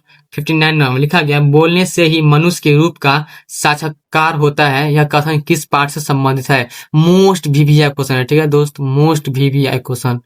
ओके, मतलब बोलने से ही मनुष्य के रूप का साक्षात्कार होता है, यह कथन किस पाठ से संबंधित है, तो ऑप्शन नंबर ए में लिखा गया बातचीत, ऑप्शन नंबर बी में लिखा गया है जूठन, ऑप्शन नंबर सी में लिखा गया है रोज और ऑप्शन नंबर डी में लिखा गया तिरीच। तो इसका सही आंसर हो जाएगा ऑप्शन नंबर में ए होगा। ठीक है, बातचीत होगा। मतलब बोलने से ही मनुष्य के रूप का साक्षात्कार होता है, यह कथन किस पाठ से संबंधित है, तो बातचीत पाठ से संबंधित है। ठीक है, 59 का सही आंसर क्या है ऑप्शन नंबर में ए हो जाएगा। ये क्वेश्चन का मतलब ये क्वेश्चन का ना पूरा संभावना बनता है 2026 एग्जाम में पूछने का। ठीक है, तो आप लोग इसे ना अच्छे से याद रखिएगा। ठीक, चलते हैं नेक्स्ट क्वेश्चन की तरफ। लिखा 16 और लिखा गया है गंडक नदी का जल तो सदियों से चंचल रहा है, यह कथन किस पाठ से संबंधित है। ऑप्शन नंबर ए में लिखा गया ओ सदा नीरा, ऑप्शन नंबर बी में लिखा गया तिरीच, ऑप्शन नंबर सी में लिखा गया रोज और ऑप्शन नंबर डी में लिखा गया है सिपाही की माँ। तो इसका सही आंसर हो जाएगा ऑप्शन नंबर में ए हो जाएगा। ठीक है, ओ सदा नीरा। गंडक नदी का जल तो सदियों से चंचल रहा है, यह कथन किस पाठ से संबंधित है, तो ओ सदा नीरा पाठ से संबंधित है। ठीक है, 60 का सही आंसर क्या है ऑप्शन नंबर में ए हो जाएगा। ठीक है, चलते हैं नेक्स्ट क्वेश्चन की तरफ। 61 नंबर में लिखा गया है रानी खेत नामक स्थान की चर्चा किस शीर्षक पाठ में है। ऑप्शन नंबर ए में लिखा गया हंसते हुए मेरा अकेलापन, ऑप्शन नंबर बी में लिखा गया है सिपाही की माँ, ऑप्शन नंबर सी में लिखा गया है रोज और ऑप्शन नंबर डी में लिखा गया ओ सदा नीरा। तो इसका सही आंसर हो जाएगा ऑप्शन नंबर में डी हो जाएगा। ठीक है, ओ सदा नीरा। रानी खेत नामक स्थान की चर्चा किस शीर्षक पाठ में है, तो ओ सदा नीरा के पाठ में है। ठीक है, 61 का सही आंसर क्या है ऑप्शन नंबर में डी हो जाएगा। ठीक है, ओ सदा नीरा। ओके, चलते हैं 62 नंबर में लिखा गया है बंधी हुई मुट्ठियों का संबंध किस पठित कविता से मतलब है।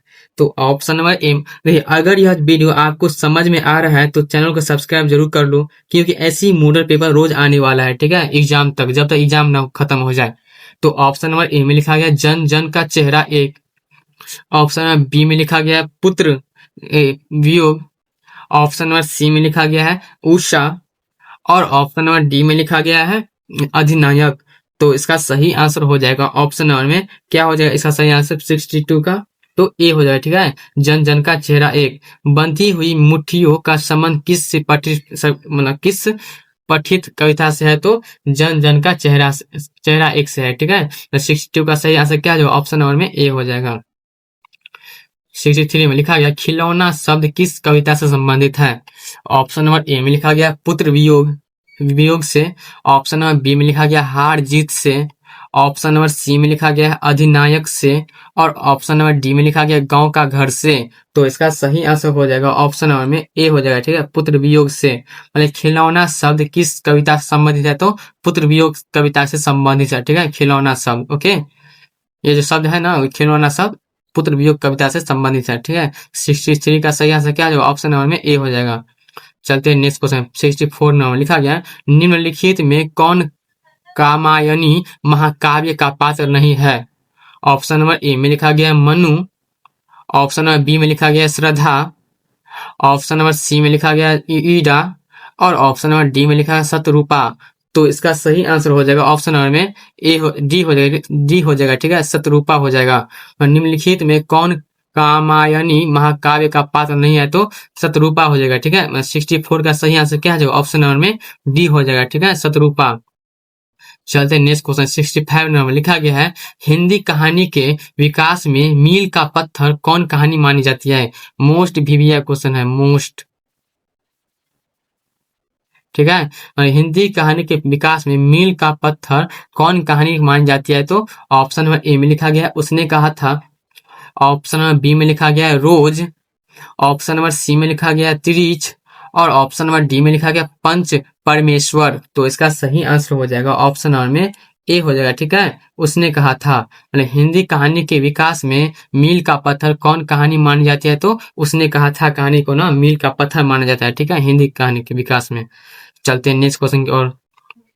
66 में गैंग्रीन का उल्लेख किस कहानी में है, ये भी मोस्ट भी है। ठीक है, जिसको जिसको वीवीआई हम लगा रहे हैं उसको अच्छा से आप याद रखिएगा। ठीक है, मतलब गैंग्रीन का उल्लेख किस कहानी में है, तो ऑप्शन नंबर ए में लिखा गया रोज में, ऑप्शन नंबर बी में लिखा गया तिरीच में, ऑप्शन नंबर सी में लिखा गया शिक्षा में, और ऑप्शन नंबर डी में लिखा गया उसने कहा था में। तो इसका सही आंसर हो जाएगा ऑप्शन नंबर में ए हो जाएगा। ठीक है, रोज में, मतलब गैंग्रीन का उल्लेख किस कहानी में है, तो रोज कहानी में है। ठीक है, 66 का सही आंसर क्या है ऑप्शन नंबर में ए हो जाएगा।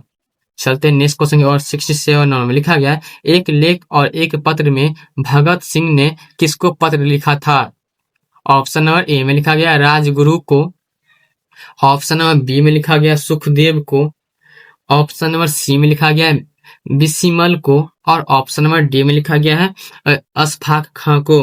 तो इसका सही आंसर क्या हो जाएगा, देखिए अब इसका सही आंसर क्या हो जाएगा ऑप्शन नंबर में 67 का सही आंसर हो जाएगा ऑप्शन नंबर बी हो जाएगा। ठीक है, सुखदेव को, मतलब एक लेख और एक पत्र में भगत सिंह ने किसको पत्र लिखा था, तो सुखदेव को पत्र लिखा था। ठीक है, अब सवाल थोड़े घुमा फिरा कर पूछे जा रहे हैं। ठीक है, यही ट्रिक परीक्षा में सबसे ज्यादा काम आती है, ध्यान भटके नहीं, फोकस बनाए रहो। ओके, चलते नेक्स्ट क्वेश्चन और लिखा 68 नंबर में लिखा गया है वैशाली महोत्सव का प्रति वर्ष आयोजन किसने प्रारंभ करवाया, ऑप्शन नंबर ए में लिखा गया जगदीश चंद्र माथुर ने, ऑप्शन नंबर बी में लिखा गया रामधारी सिंह दिनकर ने, ऑप्शन नंबर सी में लिखा गया नागार्जुन ने, और ऑप्शन नंबर डी में लिखा गया रघुवीर सहाय ने। तो इसका सही आंसर हो जाएगा ऑप्शन नंबर में 68 का सही आंसर क्या जो ऑप्शन नंबर ए हो जाएगा। ठीक है, जगदीश चंद्र माथुर ने, मतलब वैशाली महोत्सव का प्रति वर्ष आयोजन किसने प्रारंभ करवाया, तो जगदीश चंद्र माथुर ने करवाया था। ठीक है, 68 का सही आंसर क्या जो ऑप्शन नंबर में ए हो जाएगा। ओके, चलते नेक्स्ट क्वेश्चन। सिपाही की माँ शीर्षक पाठ की साहित्यिक विधा क्या है, ऑप्शन नंबर ए में लिखा गया है कहानी, ऑप्शन नंबर बी में लिखा गया है एकांकी, ऑप्शन नंबर सी में लिखा गया है निबंध, और ऑप्शन नंबर डी में लिखा गया है रेखा चित्र। तो इसका सही आंसर हो जाएगा ऑप्शन नंबर में क्या लिखा है सिपाही की माँ शीर्षक, सिपाही की माँ पाठ विधा क्या है, विधा क्या है। ठीक है, कहानी है कि एकांकी है या निबंध है या रेखा चित्र है। तो 69 का सही आंसर हो जाएगा ऑप्शन नंबर में बी हो जाएगा। ठीक है, एकांकी हो जाएगा। ओके, चलते हैं नेक्स्ट क्वेश्चन की ओर। 70 नंबर में लिखा गया जूठन शीर्षक पाठ किस विधा में रचित है, वही सेम टू सेम क्वेश्चन है। विधा इस जूठन जो है ना उसका विधा क्या है बताना है, ठीक है। तो ऑप्शन नंबर ए में लिखा गया है रेखा चित्र, ऑप्शन नंबर बी में लिखा गया शब्द चित्र, ऑप्शन नंबर सी में लिखा गया आत्मकथा और ऑप्शन नंबर डी में लिखा गया नाटक। तो इसका सही आंसर हो जाएगा ऑप्शन नंबर में सी हो जाएगा, ठीक है, आत्मकथा हो जाएगा। जूठन शीर्षक पाठ किस विधा में रचित है? तो आत्मकथा पाठ में ना विधा जो जूठन जो है ना आत्मकथा विधा में जो मतलब रचित है, ठीक है। 70 का सही आंसर क्या जो ऑप्शन नंबर में सी हो जाएगा, ठीक है। चलते 71 नंबर में लिखा गया है मोहन राकेश का जन्म कहाँ हुआ था? ऑप्शन नंबर ए में लिखा गया अमृतसर में, ऑप्शन नंबर बी में लिखा गया जयपुर में, ऑप्शन नंबर सी में लिखा गया इलाहाबाद में और ऑप्शन नंबर डी में लिखा गया प्रयागराज में। तो इसका सही आंसर हो जाएगा ऑप्शन नंबर में ए हो जाएगा, ठीक है, अमृतसर में। मतलब मोहन राकेश का जन्म कहाँ हुआ था? तो अमृतसर में हुआ था, ठीक है। 71 का सही आंसर क्या जाएगा ऑप्शन नंबर में ए हो जाएगा, ठीक है। चलते हैं नेक्स्ट क्वेश्चन की तरफ। 72 नंबर में लिखा गया है नामवर सिंह का जन्म कहाँ हुआ था? ऑप्शन नंबर ए में लिखा गया वाराणसी में, ऑप्शन नंबर बी में लिखा गया लखनऊ में, ऑप्शन नंबर सी में लिखा गया पटना में और ऑप्शन नंबर डी में लिखा गया रांची में। तो इसका सही आंसर हो जाएगा ऑप्शन नंबर में 72 का सही आंसर क्या है ऑप्शन नंबर में ए हो जाएगा, ठीक है, वाराणसी में हुआ था। नामवर सिंह का जन्म कहाँ हुआ था तो वाराणसी में हुआ था, ठीक है।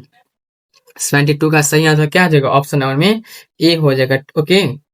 तो जो छात्र यहाँ तक पहुंचे हैं वही असली मेहनती स्टूडेंट होते हैं। कमेंट में लिखो मैं अंत तक देख रहा हूँ, ठीक है, जिससे मुझे पता चले। तो 72 का सही आंसर क्या जाएगा ऑप्शन नंबर में ए हो जाएगा, ठीक है। चलते हैं नेक्स्ट क्वेश्चन और 73 नंबर लिखा गया है ओम प्रकाश वाल्मीकि का जन्म का स्थान कहाँ है? ऑप्शन नंबर ए में लिखा गया मुजफ्फरनगर में, ऑप्शन नंबर बी में लिखा गया प्रयागराज में, ऑप्शन नंबर सी में लिखा गया बनारस में और ऑप्शन नंबर डी में लिखा गया अमृतसर में। तो इसका सही आंसर हो जाएगा ऑप्शन नंबर में 73 का सही आंसर क्या जो ऑप्शन नंबर में ए हो जाएगा, ठीक है, मुजफ्फरनगर में। मतलब ओम प्रकाश वाल्मीकि का जन्म स्थान कहाँ है? तो मुजफ्फरनगर में है, ठीक है। 73 का सही आंसर क्या जो ऑप्शन नंबर में ए हो जाएगा। 74 में लिखा गया पठित कविता के अनुसार चातकी किसके लिए तरसती है? ऑप्शन नंबर ए में लिखा गया स्वाति नक्षत्र के बूंदों के लिए, ऑप्शन नंबर बी में लिखा गया माधा नक्षत्र के बूंदों के लिए, ऑप्शन नंबर सी में लिखा गया भरणी नक्षत्र के बूंदों के लिए और ऑप्शन नंबर डी में लिखा गया चित्रा नक्षत्र के बूंदों के लिए। तो इसका सही आंसर हो जाएगा ऑप्शन नंबर में ए हो जाएगा, ठीक है, स्वाति नक्षत्र के बूंदों के लिए। मतलब पठित कविता के अनुसार चातकी किसके लिए तरसती है? तो स्वाति नक्षत्र के बूंदों के लिए तरसती है, ठीक है, चातकी। और 74 का सही आंसर क्या हो जाएगा ऑप्शन नंबर में ए हो जाएगा, ठीक है। चलते हैं नेक्स्ट क्वेश्चन की तरफ। 75 नंबर लिखा गया रघुवीर सहाय का जन्म कहाँ हुआ था? ऑप्शन नंबर ए में लिखा गया लखनऊ में, ऑप्शन नंबर बी में लिखा गया पटना में, ऑप्शन नंबर सी में लिखा गया वाराणसी में और ऑप्शन नंबर डी में लिखा गया इलाहाबाद में। तो इसका सही आंसर हो जाएगा ऑप्शन नंबर में 75 का सही आंसर क्या ऑप्शन नंबर में ए हो जाएगा, ठीक है, लखनऊ में। रघुवीर सहाय का जन्म कहाँ हुआ था? तो लखनऊ में हुआ था, ठीक है। 75 का सही आंसर क्या जो ऑप्शन नंबर में ए हो जाएगा, ओके, लखनऊ में हुआ था रघुवीर सहाय का जन्म। 76 नंबर में लिखा गया कवि शमशेर बहादुर सिंह ने गतिशील बिंबों के द्वारा किसका चित्रण किया है?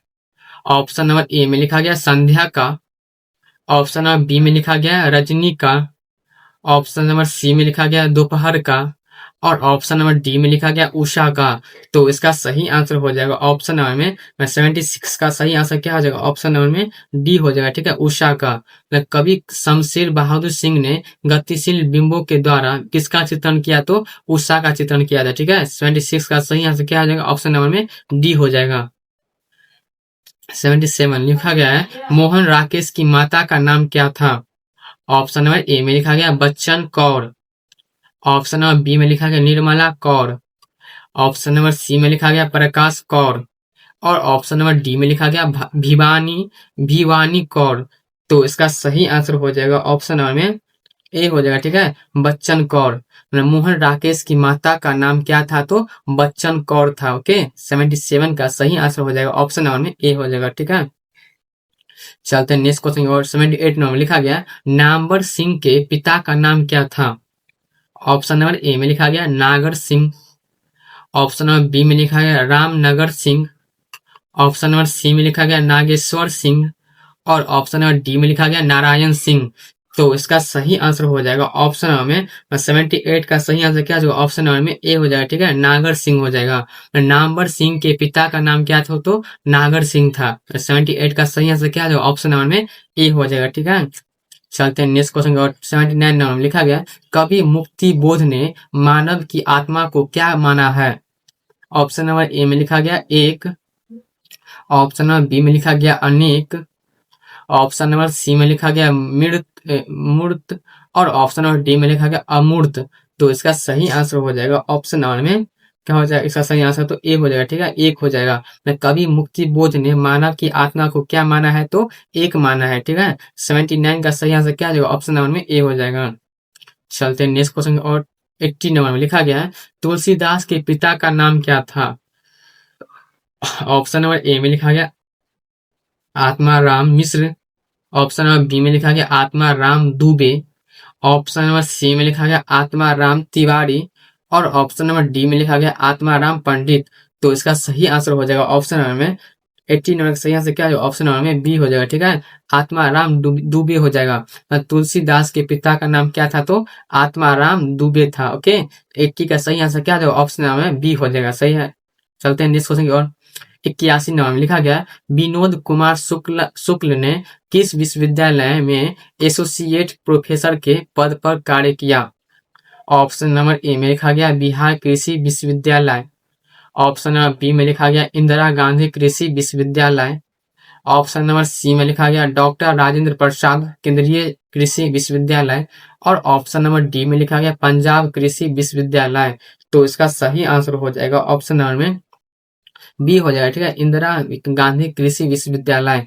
विनोद कुमार शुक्ला ने किस विश्वविद्यालय में एसोसिएट प्रोफेसर के पद पर कार्य किया? तो इंदिरा गांधी कृषि विश्वविद्यालय में ना किया था। ठीक है, 81 का सही आंसर हो जाएगा ऑप्शन नंबर में बी हो जाएगा। ठीक है, चलते हैं नेक्स्ट क्वेश्चन। 82 नंबर में लिखा गया है सुभद्रा कुमारी चौहान के पिता का नाम क्या था? ऑप्शन नंबर ए में लिखा गया Thakur Shambhunath Singh. Option number B में लिखा गया Thakur Ramnath Singh. Option number C में लिखा गया ठाकुर शंभू सिंह।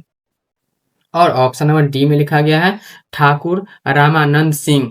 तो इसका सही आंसर हो जाएगा 82 का सही आंसर क्या हो जाएगा? ऑप्शन नंबर में बी हो जाएगा। ठीक है, ठाकुर रामनाथ सिंह हो जाएगा। सुभद्रा कुमारी चौहान के पिता का नाम क्या था? तो ठाकुर रामनाथ सिंह था। ठीक है, 82 का सही आंसर हो जाएगा ऑप्शन नंबर में बी होगा। ओके, अब आने वाले सवाल सीधे परीक्षा में नंबर दिलाने वाला है, एक भी प्रश्न मिस मत करना। ओके, चलते हैं नेक्स्ट क्वेश्चन। 83 नंबर लिखा गया जयप्रकाश नारायण का जन्म किस वर्ष हुआ था? ऑप्शन नंबर ए में लिखा गया 1902 ईस्वी में। ऑप्शन नंबर बी में लिखा गया 1910 ईस्वी में। ऑप्शन नंबर सी में लिखा गया 1909 ईस्वी में। और ऑप्शन नंबर डी में लिखा गया 1912 ईस्वी में। तो इसका सही आंसर हो जाएगा ऑप्शन नंबर में 83 का सही आंसर क्या है? ऑप्शन नंबर में ए हो जाएगा। ठीक है, 1902 ईस्वी में हुआ था। मतलब जयप्रकाश नारायण का जन्म किस वर्ष हुआ था? तो 1902 ईस्वी में हुआ था। ठीक है, तो 83 का सही आंसर क्या होगा? ऑप्शन नंबर में ए हो जाएगा। 84 में लिखा गया है भगत सिंह के चाचा अजीत सिंह ने विदेशों से किस संग्राम का संचालन किया? ऑप्शन नंबर ए में लिखा गया प्रबंध भारत। ऑप्शन नंबर बी में लिखा गया मुक्ति संग्राम। ऑप्शन नंबर सी में लिखा गया युवा संग्राम। और ऑप्शन नंबर डी में लिखा गया स्वदेशी। तो इसका सही आंसर हो जाएगा ऑप्शन नंबर में 84 का सही आंसर क्या हो जाएगा? ऑप्शन नंबर में बी होगा। ठीक है, मुक्ति संग्राम। भगत सिंह के चाचा अजीत सिंह ने विदेशों से किस संग्राम का संचालन किया? तो मुक्ति संग्राम का संचालन किया था। ठीक है, तो 84 का सही आंसर क्या हो जाएगा? ऑप्शन नंबर में बी हो जाएगा। चलते हैं 85 नंबर लिखा गया है राजा नान्य देव किस राजवंश से संबंधित थे? ऑप्शन नंबर ए में लिखा गया है पाल वंश। ऑप्शन नंबर बी में लिखा गया कर्नाट वंश। ऑप्शन नंबर सी में लिखा गया चोल वंश। और ऑप्शन नंबर डी में लिखा गया मल राजवंश। तो इसका सही आंसर हो जाएगा ऑप्शन नंबर में 85 का सही आंसर क्या है? ऑप्शन नंबर में बी हो जाएगा। ठीक है, कर्नाट वंश। राजा नान्य देव किस राजवंश से संबंधित थे? तो कर्नाट वंश से संबंधित थे। ठीक है, तो 85 का सही आंसर क्या हो जाएगा? ऑप्शन नंबर में बी हो जाएगा। ओके, चलते नेक्स्ट क्वेश्चन। और तुलसीदास का जन्म किस वर्ष हुआ था? ऑप्शन नंबर ए में लिखा गया 1543 ईस्वी में। ऑप्शन नंबर बी में लिखा गया 1443 ईस्वी में। ऑप्शन नंबर बी सी में लिखा गया 1643 ईस्वी में। और ऑप्शन नंबर डी में लिखा गया 1545 ईस्वी में। तो इसका सही आंसर हो जाएगा ऑप्शन नंबर में क्या हो जाएगा? इसका सही आंसर 86 का सही आंसर होगा ऑप्शन नंबर में ए होगा। ठीक है, 1543 ईस्वी में तुलसीदास का जन्म किस वर्ष हुआ था? तो 1543 ईस्वी में ना तुलसीदास का जन्म हुआ था। ठीक है, 86 का सही आंसर हो जाएगा ऑप्शन नंबर में ए हो जाएगा। ओके, लिखा 87 नंबर में कवि कवि रघुवीर सहाय के अनुसार कौन अपनी जय जयकार कराता है? ऑप्शन नंबर ए में लिखा गया जनता। ऑप्शन नंबर बी में लिखा गया हरचना। ऑप्शन नंबर सी में लिखा गया कृषक। और ऑप्शन नंबर डी में लिखा गया अधिनायक। तो इसका सही आंसर हो जाएगा ऑप्शन नंबर में 87 का सही आंसर क्या हो जाएगा? ऑप्शन नंबर में डी हो जाएगा। ठीक है, अधिनायक मतलब कवि रघुवीर सहाय के अनुसार कौन अपनी जय जयकार कराता है? तो अधिनायक कराता है। ठीक है, 87 का सही आंसर क्या हो जाएगा? ऑप्शन नंबर में डी हो जाएगा। ठीक है, चलते हैं नेक्स्ट क्वेश्चन की ओर। 88 नंबर में लिखा गया है निम्नलिखित में कौन उसने कहा था शीर्षक पाठ का पात्र नहीं है? उसने कहा था शीर्षक पाठ का पात्र इसमें से कौन नहीं है बताना है। तो ऑप्शन नंबर ए में लिखा गया है Bajira Singh. Option number B में लिखा गया है बोधा सिंह। ऑप्शन नंबर सी में लिखा गया है विरम सिंह। और ऑप्शन नंबर डी में लिखा गया है पोलहू राम। तो इसका सही आंसर हो जाएगा ऑप्शन नंबर में डी हो जाएगा। ठीक है, पोलहू राम ये जो था ना ये ना उसने कहा था शीर्षक पाठ का पात्र नहीं है। ठीक है, 88 का सही आंसर क्या हो जाएगा? ऑप्शन नंबर में डी हो जाएगा। ठीक है, 89 नंबर लिखा गया है राष्ट्र कवि के रूप में कौन प्रसिद्ध हुए? ऑप्शन नंबर ए में लिखा गया है Ramdhari Singh Dinkar. Option number B में लिखा गया है Jaiprakash Prasad Jaishankar Prasad. Option number D में सी में लिखा गया है रघुवीर सहाय। और ऑप्शन नंबर डी में लिखा गया है निराला। तो इसका सही आंसर हो जाएगा ऑप्शन नंबर में क्या हो जाएगा? इसका सही आंसर तो ए हो जाएगा। ठीक है, रामधारी सिंह दिनकर राष्ट्र कवि के रूप में कौन प्रसिद्ध हुए? तो रामधारी सिंह दिनकर ना राष्ट्र कवि के रूप में प्रसिद्ध हुए थे। ओके, 89 का सही आंसर क्या हो जाएगा? ऑप्शन नंबर में ए हो जाएगा। चलते हैं नेक्स्ट क्वेश्चन की तरफ। लिखा गया है रामधारी सिंह दिनकर किस युग के कवि हैं? ऑप्शन नंबर ए में लिखा गया प्रयोगवादी युग के। ऑप्शन नंबर बी में लिखा गया भारतेंदु युग के। ऑप्शन नंबर सी में लिखा गया द्विवेदी युग के। और ऑप्शन नंबर डी में लिखा गया छायावादोत्तर युग के। तो इसका सही आंसर हो जाएगा ऑप्शन नंबर में डी हो जाएगा। ठीक है, छायावादोत्तर युग के मतलब रामधारी सिंह दिनकर किस युग के कवि है? तो छायावादोत्तर युग के कवि है। ओके, 90 का सही आंसर क्या जो ऑप्शन नंबर में डी हो जाएगा। ठीक है, अब आखिरी 10 सवाल बचे हैं। यही सवाल आपकी रैंक तय कर सकते हैं। ठीक है, पूरा ध्यान लगा कर देखो। ओके, चलते हैं नेक्स्ट क्वेश्चन। लिखा गया है 91 में तिरिच शीर्षक पाठ की साहित्यिक विधा है। ऑप्शन नंबर ए में लिखा गया ऐतिहासिक पत्र। ऑप्शन नंबर बी में लिखा गया संस्मरण। ऑप्शन नंबर सी में लिखा गया कहानी। और ऑप्शन नंबर डी में लिखा गया रेखा चित्र। तो इसका सही आंसर हो जाएगा ऑप्शन नंबर में सी हो जाएगा। ठीक है, कहानी। तिरिच शीर्षक पाठ की साहित्यिक विधा क्या है? तो कहानी है। ठीक है, तिरिच जो है ना वो साहित्य पाठ की विधा क्या है? तो कहानी है। 91 का सही आंसर क्या है? ऑप्शन नंबर में सी हो जाएगा। ठीक है, चलते हैं नेक्स्ट क्वेश्चन की ओर। 92 नंबर में लिखा गया है ओ सदा नीरा शीर्षक पाठ हिंदी साहित्य में किस विधा के अंतर्गत है? ऑप्शन नंबर ए में लिखा गया नाटक। ऑप्शन नंबर बी में लिखा गया यात्रा वृत्तांत। ऑप्शन नंबर सी में लिखा गया उपन्यास। और ऑप्शन नंबर डी में लिखा गया निबंध। तो इसका सही आंसर हो जाएगा ऑप्शन नंबर में डी हो जाएगा। ठीक है, निबंध हो जाएगा। ओ सदा नीरा शीर्षक पाठ साहित्य हिंदी साहित्य में किस विधा के अंतर्गत है? तो निबंध है। ठीक है, 92 का सही आंसर क्या है? ऑप्शन नंबर में डी हो जाएगा। चलते हैं नेक्स्ट क्वेश्चन। 93 नंबर लिखा गया गांव का घर शीर्षक कविता के कवि कौन है? ऑप्शन नंबर ए में लिखा गया ज्ञानेंद्र पति। ऑप्शन नंबर बी में लिखा गया Ashok Vajpayee. Option number C में लिखा गया रघुवीर सहाय। और ऑप्शन नंबर डी में लिखा गया भूषण।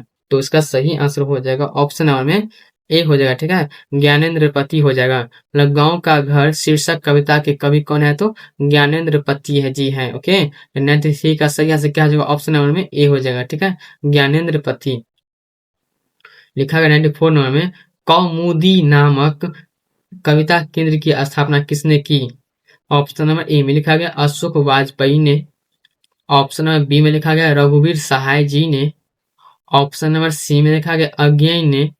और ऑप्शन नंबर डी में लिखा गया दिनकर ने। तो इसका सही आंसर हो जाएगा ऑप्शन नंबर में ए हो जाएगा, ठीक है, अशोक वाजपेयी ने। मतलब कौमुदी नामक कविता केंद्र की स्थापना किसने की, तो अशोक वाजपेयी ने किया था, ठीक है। 94 का सही आंसर क्या हो, ऑप्शन नंबर में ए हो जाएगा, ठीक है। चलते हैं नेक्स्ट क्वेश्चन की तरफ। 95 नंबर में लिखा गया है, चेखव किस देश के रहने वाले थे। ऑप्शन नंबर ए में लिखा गया है जापान के। ऑप्शन नंबर बी में लिखा गया है अमेरिका के। ऑप्शन नंबर सी में लिखा गया है रूस के। और ऑप्शन नंबर डी में लिखा गया ब्रिटेन के। तो इसका सही आंसर हो जाएगा ऑप्शन नंबर में 94 का सही आंसर क्या हो जाएगा, ऑप्शन नंबर में सी हो जाएगा, ठीक है, रूस के।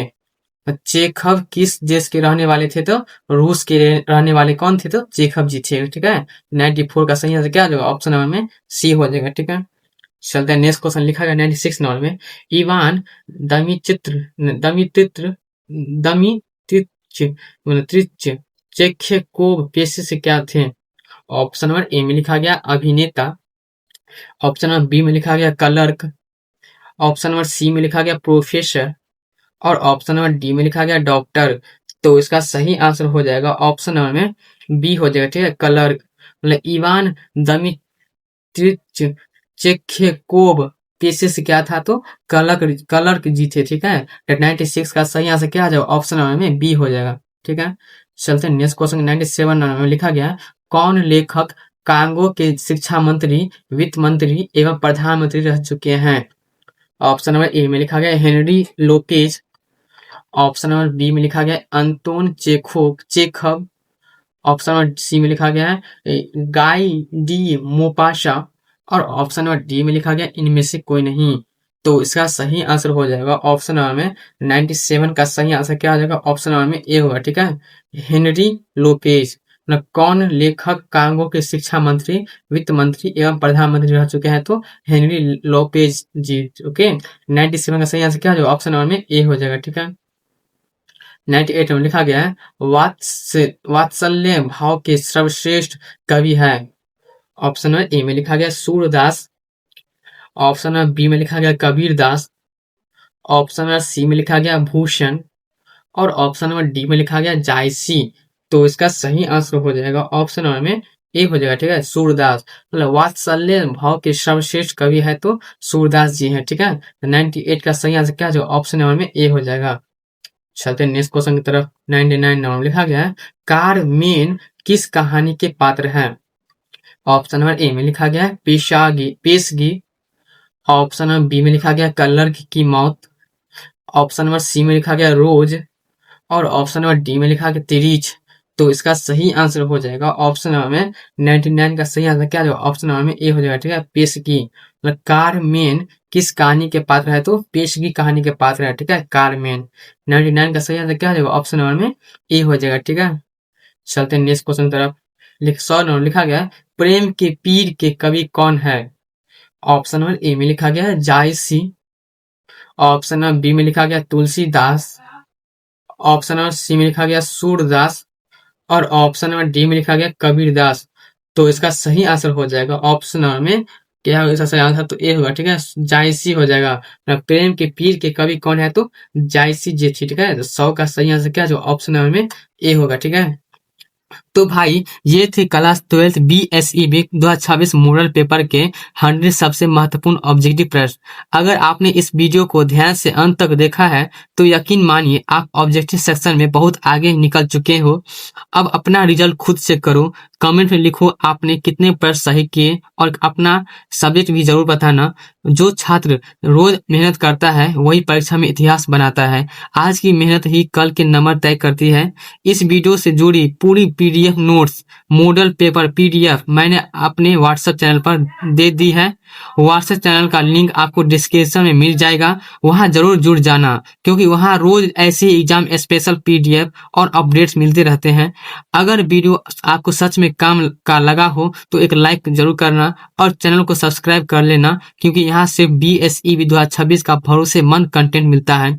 इस वीडियो को अपने दोस्तों के साथ भी शेयर करो ताकि सबका ऑब्जेक्टिव सेक्शन मौजूद हो सके। ठीक है, अगली वीडियो में और भी ज्यादा दमदार मॉडल पेपर के साथ मिलेंगे। तब तक पढ़ते रहो, मेहनत करते रहो और अपने सपनों पर भरोसा रखो। जय हिंद। मिलते हैं अगले वीडियो में, तब तक के लिए बाय।